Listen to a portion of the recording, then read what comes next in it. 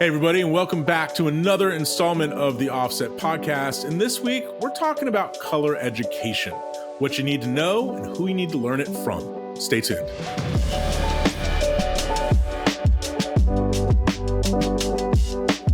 This podcast is sponsored by Flanders Scientific, leaders in color-accurate display solutions for professional video.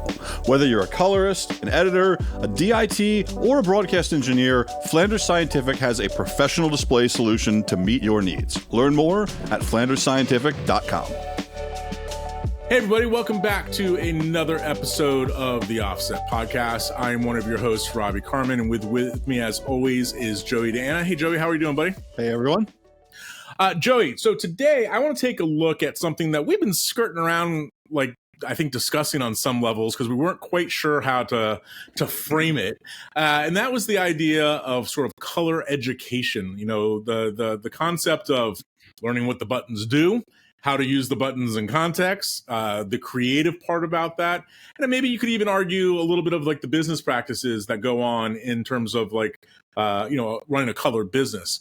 Now, I think, both of us have how would you say this? Like a very long and varied background in education, right? Yeah. We've done conferences, we've done web-based training, we've done official training for companies like Dolby, we've done, one-on-one consulting with clients. So we've been around the education game for a while. Yeah, I mean, listen, I was thinking about this today and ahead of this episode, and I was thinking early 2000s, whenever Apple rolled out the Apple Pro Training Series program, I was part of the first generation or so of that. I think I did the first book project, the first book I wrote in 2003, maybe 2004. I've done a lot of books. I've done a lot of online training with lynda.com first. That became LinkedIn Learning. And then I, with a couple of other colorist friends of mine at the time, we started a whole training platform and ran that company for, and contributed content for over a decade, as you said, conferences, et cetera. So it's there. But I just think when I think about education and what, what we've done over the years and what's going on right now, it just seems to me that these tools are not getting any simpler, right? The workflows are not getting any more robust. In a lot of ways, they're becoming more complex. You need to know more than you did 10 or 12 years ago, right? Like it used to be like you walk into a room and talk about a lookup table and people will look at you like you have 5 heads, right? These days, people are like, yeah, Les, I don't care about that. I want to talk about the computational performance of a plugin or something like that, right? Like people's level of this has just gotten much better. And it just dawned on me that, we should maybe do an episode where we talk a little bit about education and the importance of it, the ongoing part about it, the learning paths, the preferences.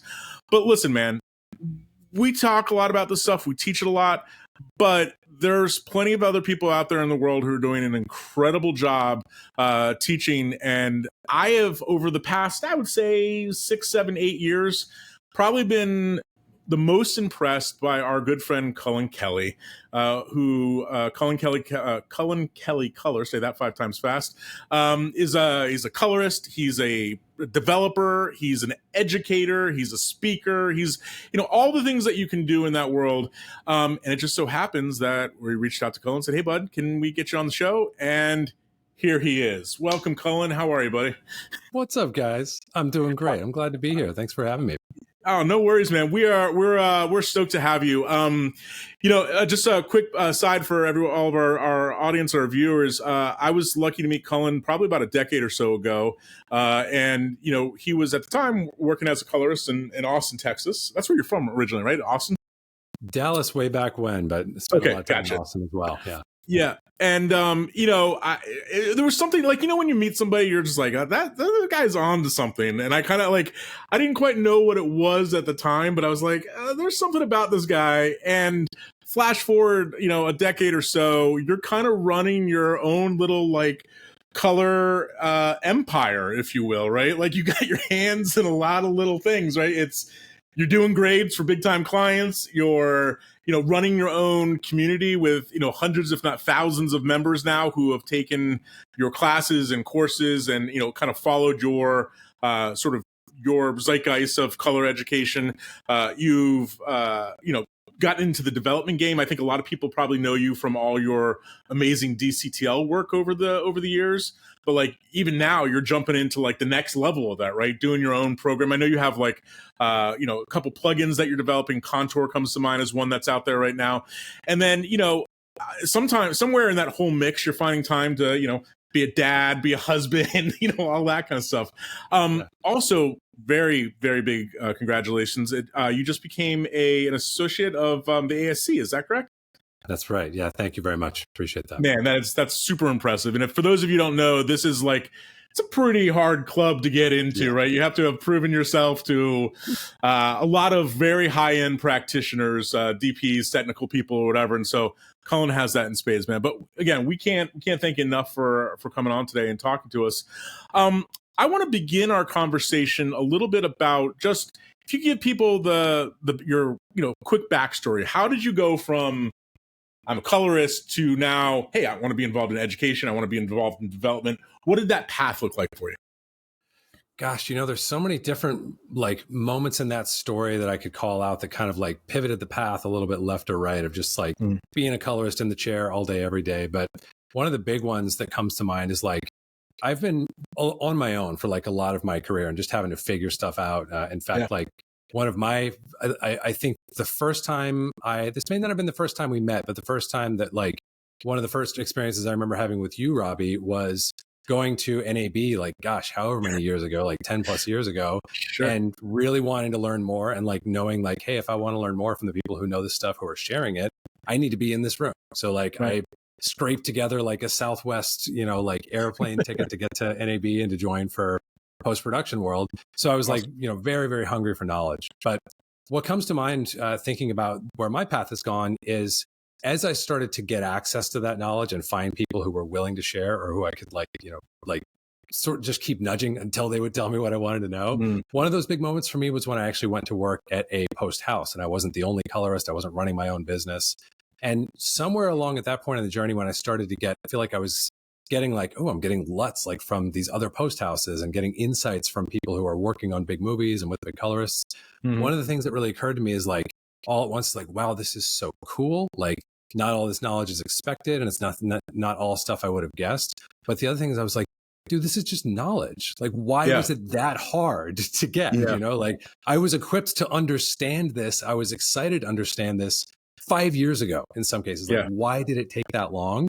That was for me one of the very first seeds that was like, this got to be fixed. I don't recall when this was. It was some sort of industry event. Maybe it was NAB or maybe, an early version of the Colors Mixer or something. And I remember somebody, a couple well-known colorists, I won't name names, they're still well-known and known in the industry, kind of came up to me with like a little bit of an attitude being like, why are you teaching this stuff? Like you're giving away the special sauce, the secrets. And like, I just remember like kind of being a little incredulous about it and just being like, you guys, like, no, like this is information that, we're doing ourselves a disservice as an industry if we try to hide it. It's like we're not like, and I know you feel similar. So it's interesting to hear you kind of. Yeah, I mean, we have moved, I think, forward a lot as an industry in terms of removing gatekeeping on both capability, as in all the software is much cheaper and all the hardware is much cheaper, but also getting rid of gatekeeping in terms of knowledge. I think at this point, the overwhelming attitude is that if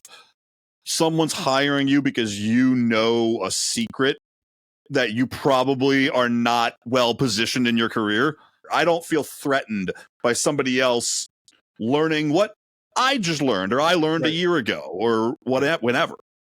Absolutely. Yeah, that secret sauce syndrome is like on its way out, thankfully. Totally. So you're in this post environment, you're getting those juices going. What happened next? Yeah, man. So another like significant part about this chapter in my career is this was the first time. So at this point, I am back in Los Angeles after living in Austin for several years. And in Austin, I'd run my own post house. So I was the guy in the chair, but I was also trying to run a business and cook the books and produce the jobs and, like run client service and do all the stuff that you do when you're just a little, like color business trying to take care of your clients. And this was my first opportunity working at this post house in LA. They're like, hey, go great, do your thing. Producers will produce, client service will provide client service. The assists will do their job. Your role is to color grade. So I was color grading all day, every day. And like, that was a magic moment for me. Like I felt so excited and I grew in my practice like crazy in that time. And then a really weird thing happened. I realized like, this is kind of boring to me. Like I was not down to be in the chair 8 hours a day. Totally. And I realized like there are all these other adjacent things that like I would get distracted by weird stuff. It's not like, oh man, this is boring. Like I want to go to a ball game or something like that. It was like, this is boring. Like I want to play around with like how these images are being formed, or I want to better understand like what this tool is and how it works. So it was all still in that sandbox, but I wasn't content to just do the thing all day, every day, if that makes sense. And that's maybe another.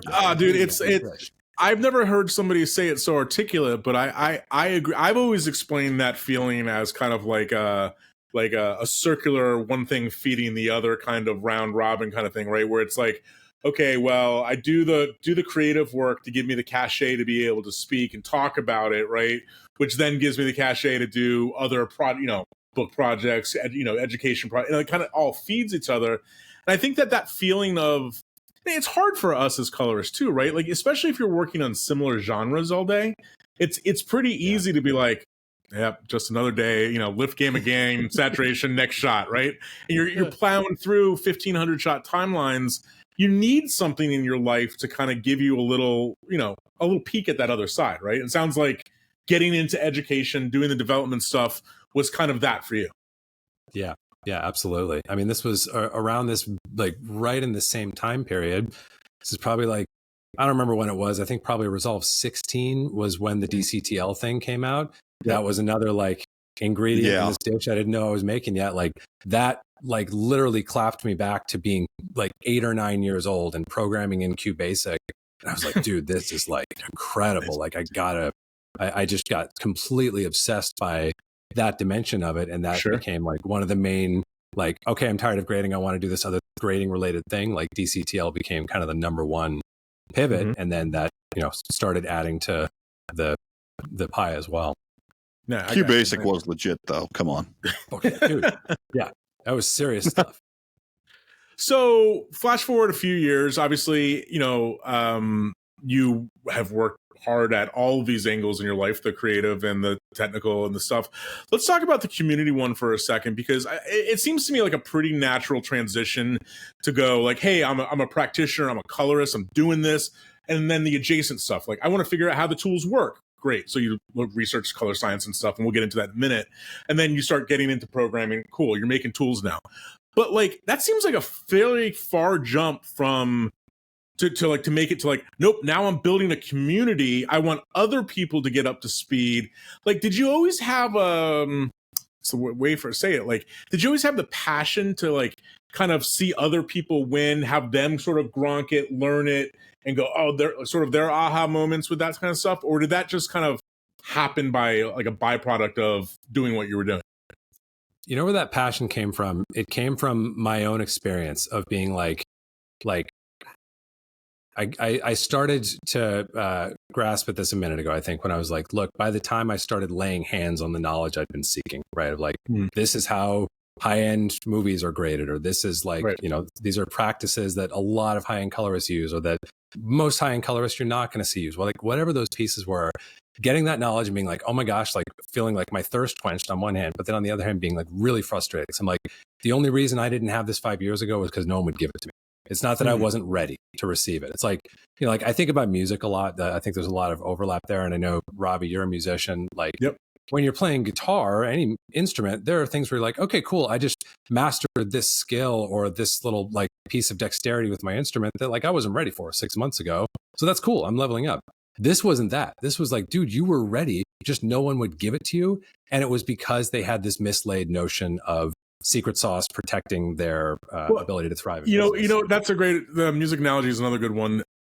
So I've played guitar my entire life. It's a passion of mine, but my son, who's now 11, 12 years old, is really getting into it. And I was telling him a story the other day, because, now it's tab apps on the iPad or the computer. Like you can, like, it's simple to find like how to play a song.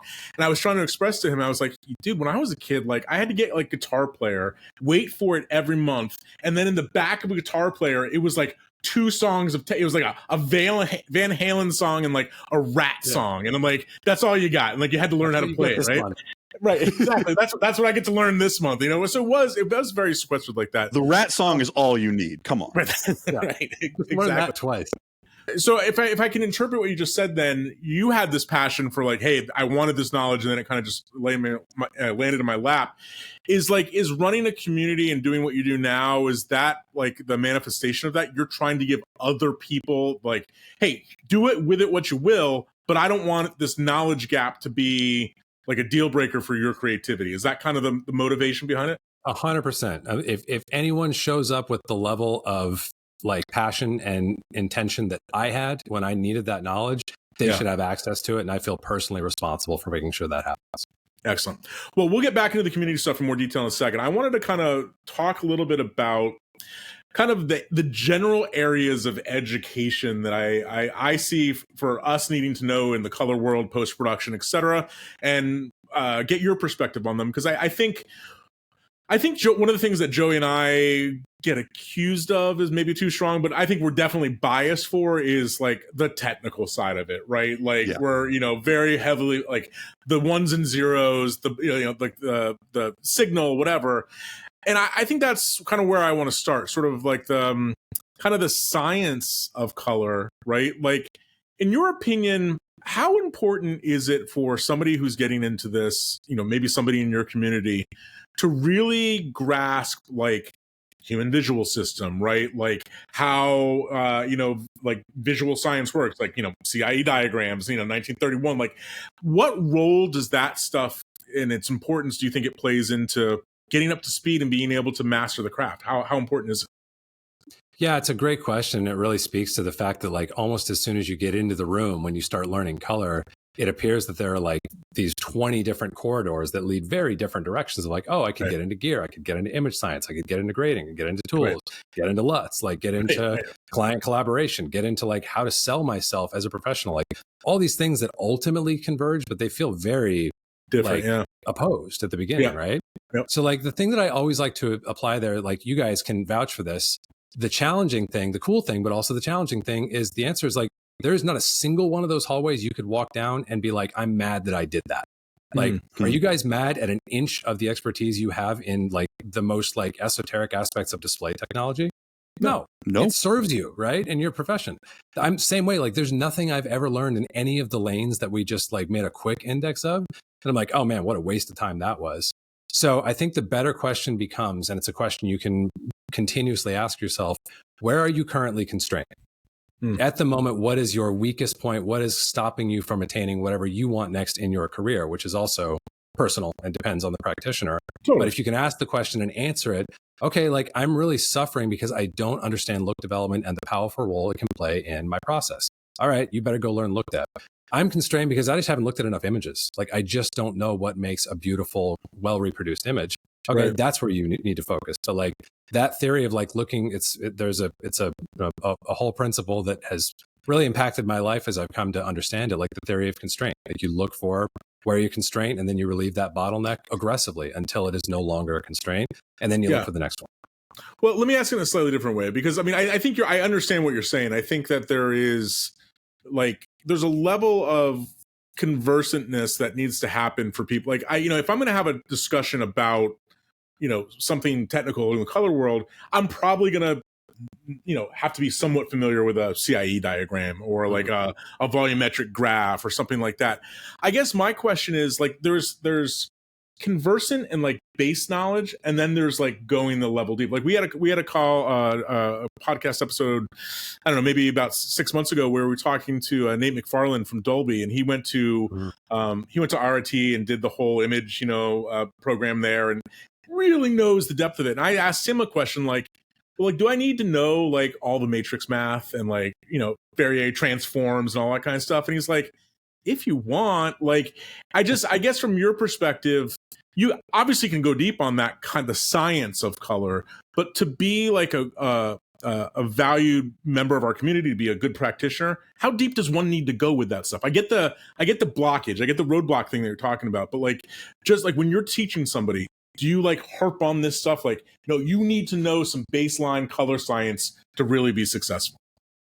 Another good way to look at this, like this one I'm going to steal directly from, do you guys do the masterclass.com thing? Yeah, I was a member for a while. Oh Sure. my God, dude, I'm such a junkie for learning new cool stuff. But like one of my favorite ones, it was like one of the first ones they did was Neil deGrasse Tyson's. Oh yeah, and there's sure. of all the stuff I really like took away from that one. He's got this great point, I feel like, for anyone who teaches this stuff, because the question you're asking is like right at the heart of like, how in the world do I teach this in an accessible but in a meaningful way to all this, to people who want to learn? And he's got this great like analogy, or not analogy, just this great sort of like framework that he walks through for how he teaches people about the roundness of the planet, of the roundness of the planet Earth. He's like, okay, level one is the Earth is round. Do you understand that? Would you like to know more? He's like, well, it turns out the Earth is not perfectly round. It's a little flattened at the poles. Do you understand that? Would you like to know more? So there's this sort of, it is kind of a tiered stepped thing. And I think like creating those steps, so that's like, all right, this is a handhold. It doesn't mean you're not going to want to climb any further, but like, here's a handhold for you. And then saying like, when you're ready, there's your next one. Like, you guys can't see my hands, but you get my point. Like, I feel like there is still that analogy that holds of like, it's really just a matter of like finding the next handhold without worrying about what's at the top, and then evaluating from there. Does this suffice for now, for what I need to do for my clients, for what I want? Or do I need to go a click further? And I really do think. Yeah, I always felt like when it comes to the technology and the science part of it, there is, in the grand scheme of getting a successful color grade done and having a happy client and getting your bills paid and being fulfilled in that career, right? Yeah. Knowing the deep color science is like 5%, and knowing a deep enough in that kind of genre of technical knowledge is like a 5%. But I do feel like it is also some base level knowledge in that is important to have a foundation to build from, right? It's like, yeah, it might end up being 5% of your general knowledge of the overall subject, but it's kind of the first 5% you need, because you're building up from there. Like your example, if you start to think about navigating and you don't start with the Earth is round, you're gonna run into some really bad days, trying to get around. I hear what both you guys are saying. I guess where I'm trying to lead at is that one of the things I think that Cullen, in the world of color education, broad term, of course, but one of the things that I think you've done very well, and I'm only saying this because I watch from afar a lot the interactions in your community, right? Because there's a lot of people, there's a lot of really good conversations, and I've been doing this for almost 30 years, and I sometimes look at that community and feel intimidated is the right word, is really the closest word to say, because I look at it and I'm used to being like, not to toot my own horn, but I feel like a lot of times I walk in a room and like, I'm the smartest guy in the room, right? About this stuff. Right. Yeah. And I walk into your community a lot and I go, like, they're talking about matrix math and this and that. And I'm just like, what is going on? And so because it's, sort of the community that you've helped foster, I'm asking the question, are you placing an extra level of importance on that stuff? Or does that just happen to be the type of practitioner that you're currently attracting is the one that's really into that super geeky stuff? Yeah, I mean, look, there's some hardcore geeks in my community for sure, and I would count myself among them. Except I have to caveat that by saying I also drop into some of those threads like you, Robbie. I'm like, what have I done? I don't know what you guys are talking about. But it's like I really do think like there's no pat answer. I mean, here's the other dimension to it that always comes to mind. Like some of the most successful colorists I know, you guys know these artists too. Their knowledge of just the baseline, like it's non-existent. We're talking about. Yeah, I know. Old school. Tell us any colorist who can get a great image 10 times out of 10, and they've got a great client base, and that is how their career is going to play out. Totally. And who's to say like there's a problem? Like, what's the problem? Yeah. Their clients are happy. They love their work. So it's really hard to assign an absolute, even minimum mandate there. It just depends on where your passions run. And here's the other thing I would say, like, because that example, I feel like gets thrown out a lot in conversations about how much do you need to know. I would say that is not a bar to aspire to, because if those colorists if I were to hit reset on their client base and on their skill set today, could they reacquire their successes without that stuff today? I think that's a question that is like more up for debate. But point out that like it can vary a lot. Just depends. And, on I realize. I mean, like I'm a few years older than you guys, and I kind of realize that I'm this like kind of like midlife crisis moment where I'm kind of just being like simultaneously feeling like, okay, fine, I'm now to a comfortable place where everything's not a struggle and I can, repeatability of work and I'm making good money, whatever. But then I look at some of the younger crowd out there and I sometimes feel like I'm being lapped in my education and my knowledge about some of this stuff, because it's sort of like when I was getting mentored and training up, nobody was talking about mathematical transforms, right? We were talking about, like S video cables and like being like it was just a different world. I get that part of it, but like it seems to me that one of the challenges that you talked about, limitations, I've noticed that as a limitation of mine. Like I need to become more knowledgeable, more conversant, even if I'm not doing all of the math about this, about the color science part about it. And I'll say, at almost my late 40s or whatever, it can be challenging, right? And it's hard to kind of switch that gear, because for so long those gears were tuned to just twist the knobs, don't worry about what they do. And now everybody's like, oh, dude, I just made this custom tool to do X, Y, and Z. Isn't it cool? And I'm like, yes, I want to do that. How do I do that? And I get stuck at the math, Yeah. Yeah. No, I mean, dude, it's so funny. Like, I feel like at one point, maybe a few years ago, I represented to a lot of people some sort of like plausible endpoint of how deep you would take that knowledge journey. Yeah. Now I'm like maybe in the middle, like even within my communities we just talked about, there's people who are like way talking around me. Like one of my like easiest examples, like one of the people I talk to most in my life is my mentor, Mitch Bogdanowicz. Right. I speak with him probably at least every other day. 76-year-old man who talks circles around me, and I'm literally just trying to hang on to the ride, like in our whole conversation, like quite pleasurably so. But there is like, there is for me a concept in there of like, all right, whatever I can hang on to, whatever like grabs me, that's what I needed to grab at the moment. And whatever was like skated past and I just couldn't get my arms around, that's okay. It's either going to come back around or it's not for me, even though it might be for somebody else. Yeah, I get it.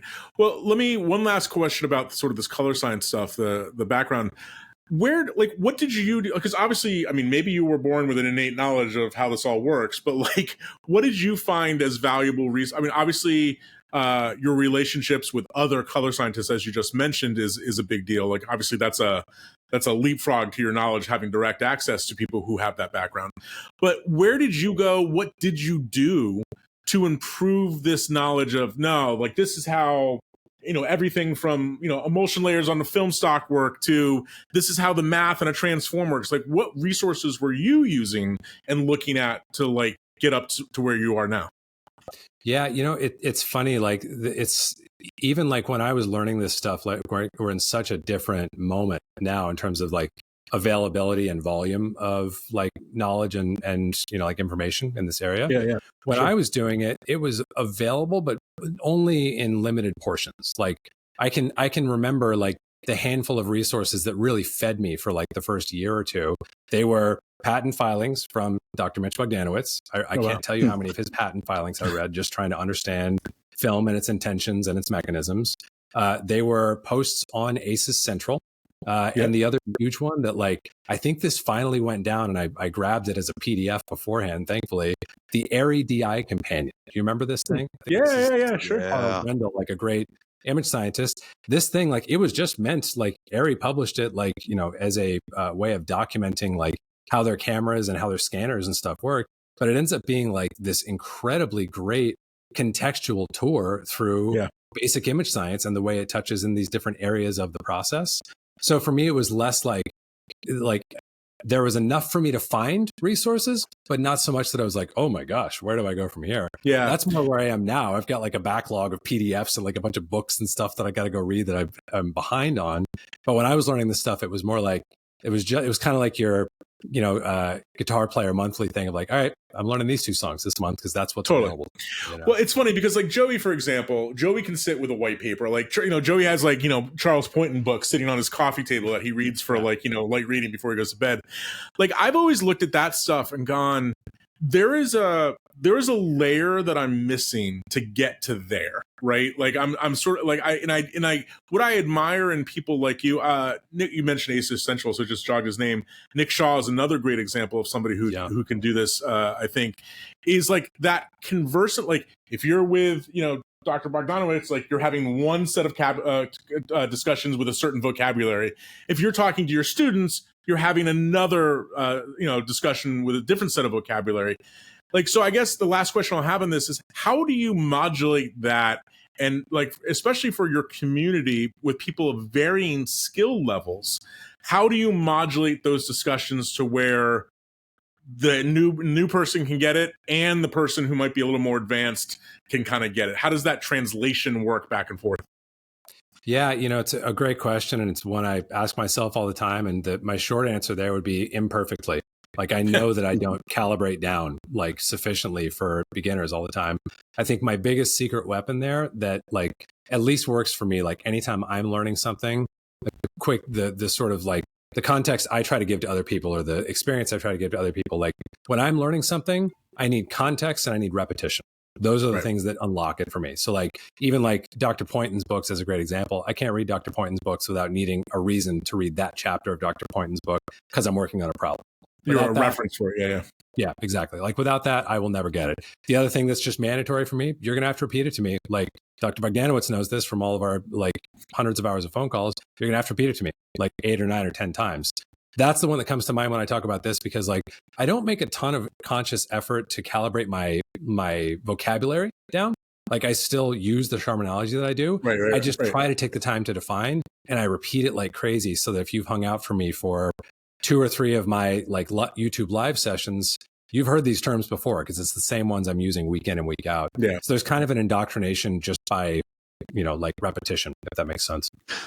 Yeah. Whenever I've been training people on anything, I feel like I always get to a point where I'm like, okay, so here's, for example, this set of steps and the why behind them. But until you actually take this and utilize it in a real project where you're trying to solve a problem with these techniques, you're not really gonna fully understand it. And then oftentimes it's, that's when you need that repetition is like, okay, I took in this class, I watched this talk, I read this book, whatever. It was all really interesting. Now I'm gonna sit down and try to implement this on a project that I'm working on. Oh, I need to go back and reference that material again because it just, I thought I had it, but I didn't. That's what I run into most of the time. It's like, I don't really get something until I really need to use it in a real world scenario. I think that's also like one of the issues with being, like Cullen is like a well-known educator and teacher, is that I think a lot of people, I mean, I sometimes make this assumption. I make this assumption about you too, Joey, that like, you just have all of this information accessible and ready to go 24 hours a day and can quote it like perfectly, right? And I think that like that's it's I don't know, maybe it's like a nice human factor to know about, like, so Cullen, you might be at the top of your game right now, from an educator point of view, but you still got to go look things up every once in a while. You still got to go figure it out. You still got to test it, right? Like, I've always said that the 2 most important skills that anyone can have in any endeavor is, 1, knowing how to find out information. You don't need to know everything. You need to know where to look, how to get that information. And 2, knowing how to think, processes in your brain for troubleshooting, arranging concepts, stuff like that. Once you have those 2 skill sets, you can kind of dive into any subject and get valuable insight from it. Yeah, dude, that's it. And like, I feel like, the one of the big like pressure relievers for me in my education and sort of public speaking journey has been realizing exactly what you just said, Joe, that it's like, okay, you can ask me a question. Like this happens at least once a week in most of my like YouTube lives. Like, I don't know. Like, this is not like everyone shows up and, tries to stump me and no one ever can because I'm just that great. You ask me questions all the time. Like, dude, I don't know. Or like, I've got a 3-year-old and a 1-year-old. I used to know, but I don't know right now. I got a brain. But the fun thing about those is like often what's even more valuable than me knowing is me not knowing and standing there and figuring it out in front of people. Because of exactly what Joey just said. Well, I think that speaks to, that's the sign of somebody knowing what you don't know is a skill, right? And that's an important thing. Let me switch gears slightly from the less technical color science background stuff, because I think that you had some good perspectives on that. I think one of the things that is a challenge in the world of, just generically call it post-production education, because you could be teaching an edit application, you could be teaching, an audio application, whatever, is that separation between this is what a button and the slider does, and this is the when and why of what you're using that slider, right? And I think, a lot of, over the years, I've often, whether it's been me writing a book or doing a video tutorial, I've been pretty hard on myself because I sometimes have a little bit of like imposter syndrome with like the why or the situational of doing this, and kind of just default to teaching, nope, the slider works from 0 to 1 and here's what it does, right? Like, how do you balance that? Because it's like, on one level, people need to know technically what these tools do, right? Like, I look at your community all the time and people are like, oh, it's linear gain, this and whatever. And like, so that's like that underlying, this is what it does. But how do you then translate that into, no, we got to just make some nice images that appear on the screen? Because that seems like a challenge. Because there's some people who don't want to have anything to do with the technical part and they just want the creative. And there's other people who go, I need to know the technical before I do the creative. And it seems like it's a kind of a tough thing to juggle.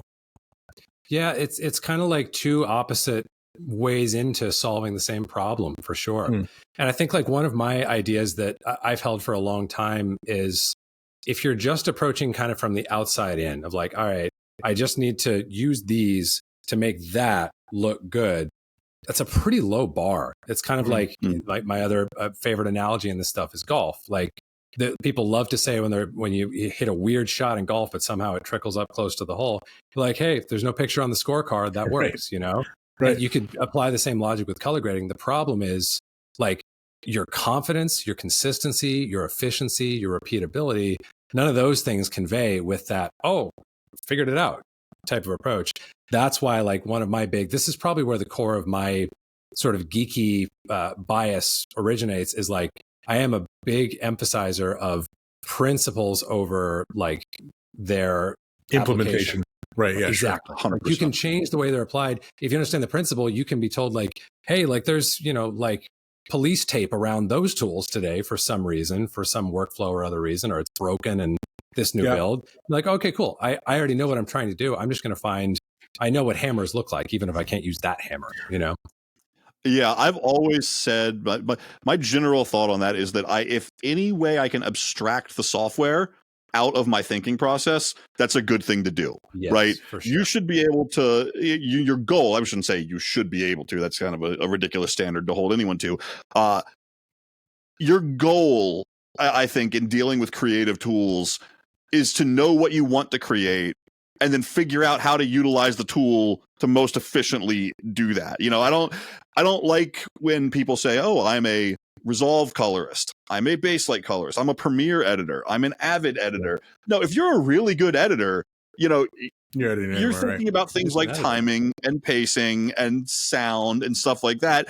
When you get to the software, yes, you can be very, very skilled at using a particular tool because that's what you're used to and that's what you're fast at to get you to that end result. But if you can abstract yourself mentally from the software and say, this is the end result I want to get to, or this is the end result I'm exploring around, that's going to help your process a lot more than knowing what every single button does. Totally. Absolutely. And I saw something this morning that just put that, getting back to the guitar thing and the music thing, which again you're right, has a lot of analogies here. But there's a pretty famous bluegrass musician, Billy Strings, and he's a virtuoso, right? But since he's been little, he's just, up and down the neck, whatever. And there was this, in the guitar world, a lot of the people I talk to about guitars are like, oh man, if I just had this new whatever, insert guitar here, I would be so much better, right? And there's this video of him with like a $30 like Toys R Us, literally like a guitar made for like a child, and just going up and down the neck, just ripping it, right? And it's because it's here in his fingers and he's abstracted that out. It doesn't matter the tool he's using, right? It's just right there. And sometimes constraints are a great driver of creativity as well. I'm not saying artificially constrain yourself where you don't have to, but sometimes being put in a constrained situation where you might not have all the tools that you could want can push you to think about a situation or a problem differently. I agree. So I think one of the challenges, though, from the creative side of education is that, you're so much of what we do is subjective, but it's dependent on client needs and that kind of stuff. And I think that, 20 years ago, it was, and you've had this experience in a post house as well, Cullen, is that like you probably did have somebody standing over your shoulder going, that's not the way I would approach it. That looks like crap. Try this, try that. Yep. And now I think the challenge for you running a community as big as your community is largely people are on their own island, right? How do they know that they're doing it, air quotes here, right? Right. And I think I'm curious about how you express that to your community and to your students, because it just seems like, I'll give you a case in point. Brack, it seems like 7-8 years ago, like printer points became all the rage, right? Like you're not a real colorist unless you're using printer points. And I'd be like looking at the, 7-stop overexposed Rec 709 straight out of camera stuff that I was working with and going, that can't help me. That's not really doing much for me, right? And feeling like I was doing something wrong. All the cool guys that I knew, cool gals that I knew were using printer points and creating like amazing images. And I got like really like kind of depressed about it for a while, because I was like, I must be doing this wrong. I don't know why. Like everybody else is using printer points by me. So like, how do you balance that? How do you balance like, these tools? There's a lot of overlap in the tools. There's a lot of situational awareness with the tools. Is that what you're trying to teach more than the tool itself? Is just the situational awareness of the image that's in front of somebody? Like how do you balance that? Yeah, for sure. Like there's the, like principles more than like specific, like tools for applying those principles, for sure.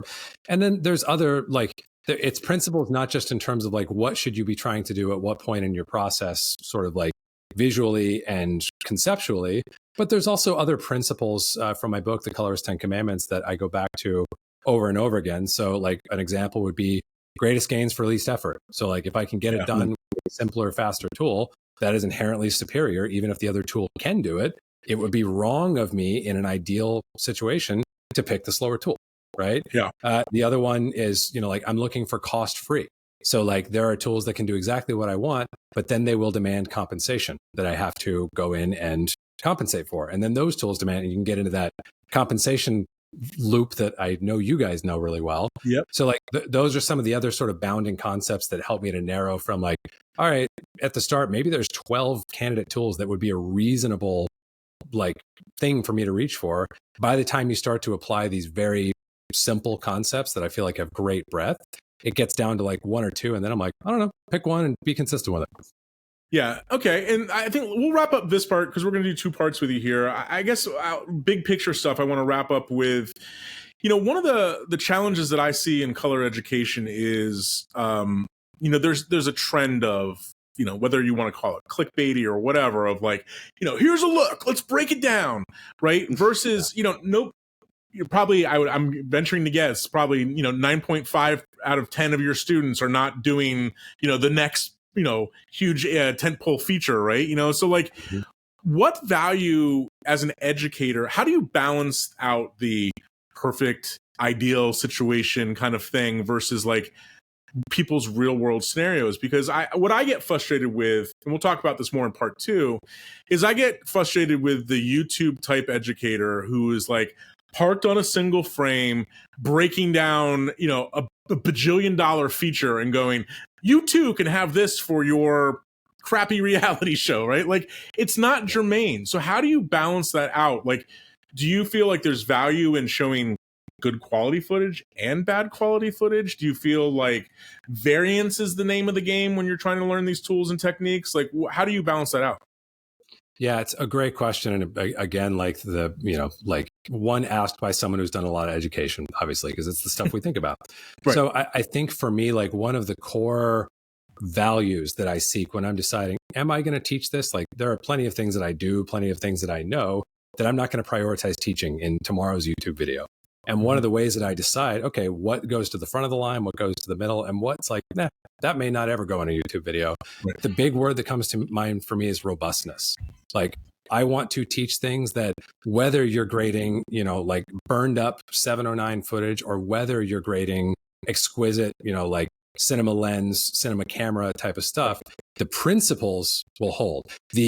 Like what will need to be done and how good the end results are going to look, that's going to vary. Like we know, like from our professional practices, I can't close the gap between like Sicario and your overexposed wedding video. I just can't do it, but I can teach you principles that will hold for grading both of those scenarios. And those are actually, if I teach the right ones, they will be the same.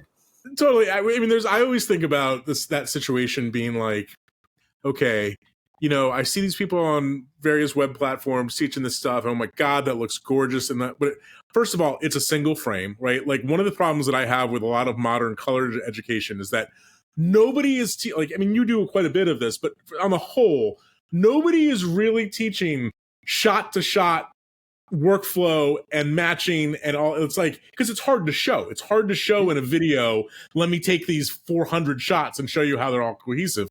But then I'm also troubled by I think sometimes when you look at educators, they want to show off the best version of their approach, right? Mm-hmm. And so they're using the best example, the highest quality shot, etc. And I often think that God, if only Dave Hussey had to grade the crap that I have to grade day in and day out, right? But then I'm reminded that Dave went through the ringer and had, worked his way up to be, now he's, privileged enough to work with the best DPs and stuff in the world. But I guess the way I'm asking the question, that I want to ask the question is just like, do you find as a community leader and as an educator that you face that with your students? They look at your stuff and go, that's great, Cullen, but that's not what I have. Right. And how do you balance that? Like, is it again, relying just on those concepts and the core competency part of it? Or are you teaching things specifically for different levels and quality of production and footage? Yeah, no, I mean, it's a great thing to think about. And the way that I think about it is, a YouTube video is one type of format. It's one type of venue. There's one type of content that's going to be appropriate and effective in that arena. And one of the things definitely is like, I'm not going to spend a lot of time grading stuff that doesn't look great, that no matter what I do is not going to look a ton better, because that's not going to do its job of helping people find me and helping people. Well, and also all the trolls will just yell at you and be like, look, I told you, like, Cullen sucks, right? He can't make that look better, right? Yeah. And that's, I think, a big part of it not doing its job fundamentally. Yeah. So it has to do its job. It has to attract attention and be like, hey, look, this is a great outcome. So I'm going to like give this guy 30 seconds to show me if there's something else here. And the thing that I repeat, to students and I repeat internally to the team is like, I will invest as much as I can in you, my anonymous student, in a YouTube video as the format will allow and as I can. I will invest as absolutely much as I can. At a certain point, if you want me to invest more, I will ask you to invest in me. And that's where we're going to go deeper into whether that's engaging with the products that I create to help solve these problems, engaging with the deeper education that goes beyond what I can talk about in a 15-minute YouTube video that has to speak up and down the experience spectrum from brand new to like, okay, I'm kind of getting the hang, I want to go deeper. So there is just a natural sort of stair step where it's like, all right, if you want to go deeper, then let's go deeper. And there's another venue and another investment level required from both of us to do that. Awesome. Very cool stuff. I want to pause here for just a moment. We're going to come back in a part 2. Now that we've covered sort of Cullen's ethos and some of this big picture stuff, I have some specific questions, or we have some specific questions about navigating the world of training, picking the best type of training for you, picking the best avenues and stuff like that. As a reminder, you can always follow us on Instagram and Facebook. Just search for The Offset Podcast. We're on YouTube, of course, and every major streaming platform. And you can also head over to the Offset Podcast for additional show notes and some more information. But Cullen, thanks for this part 1. And for our audience, we'll be back in just a couple weeks to talk more about color education with Cullen Kelly. Stay tuned.